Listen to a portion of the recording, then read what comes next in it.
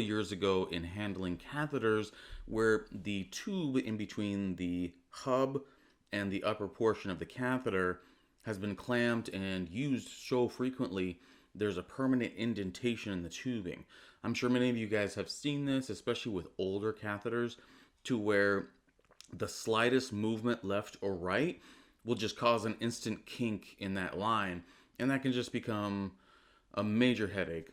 And no matter how much you may try to squeeze or try to work out that kink, realistically, you're trying to undo hundreds of hours of clamp time with just a single thing. So I wanted to bring you guys a little trick that I learned and figured out a couple years ago on how to deal with this, especially for ones that are really bad, just so that you can keep your treatment running.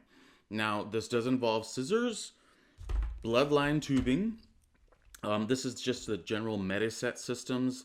A lot of you guys have these. I don't know if it's the same set that you use, but these are the ones that I use.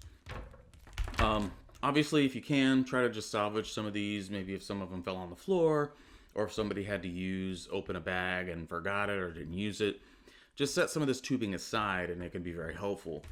So you're gonna need that. You're gonna need some scissors, and that's it. And just some caution, because we are gonna be using scissors, and I know you guys have never handled sharp objects before, or at least you probably shouldn't handle sharp objects, but here we are.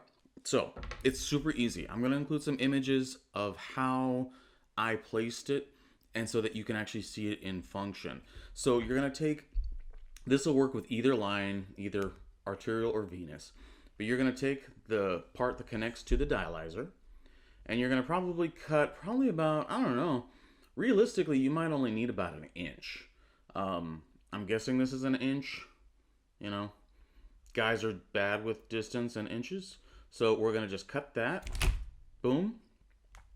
And then here is the other part where you're gonna take the scissor and you're gonna put it into the line here. Hopefully you have sharp scissors, or else this is gonna be a big pain in the ass. And you're gonna cut a little bit into it to where you end up with a slice. I don't know if y'all can see that. A slice in the tubing there. So all you need to do at this point is just, the reason why I use this end is so that way it gives you something to grip onto, and also something to protect your fingers while you're cutting the tubing at this stage. Because if you're just using straight tubing, which you totally can use and I've used in the past, just be aware that you're gonna be basically shoving the sharp object right towards your finger. So all you're gonna do is you're gonna just go ahead and clip that little bit off. Make sure you don't lose it. And so what you end up here is you end up with a bloodline tubing segment that has a slice down the middle.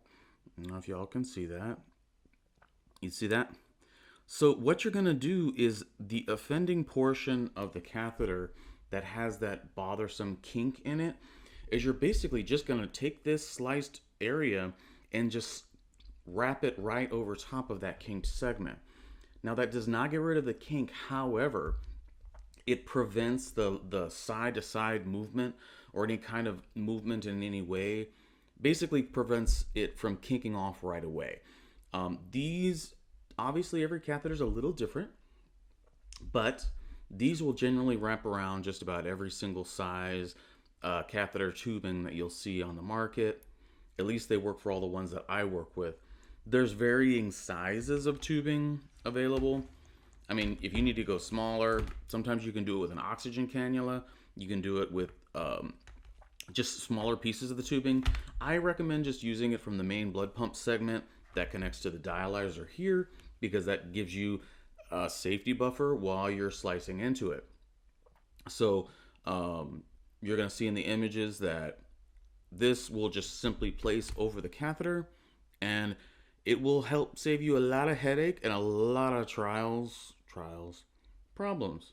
It'll save you a lot of issues in the long run. So simple little trick to show you guys. I hope it helped you out. I hope it makes your days with those crappy catheters a little bit better.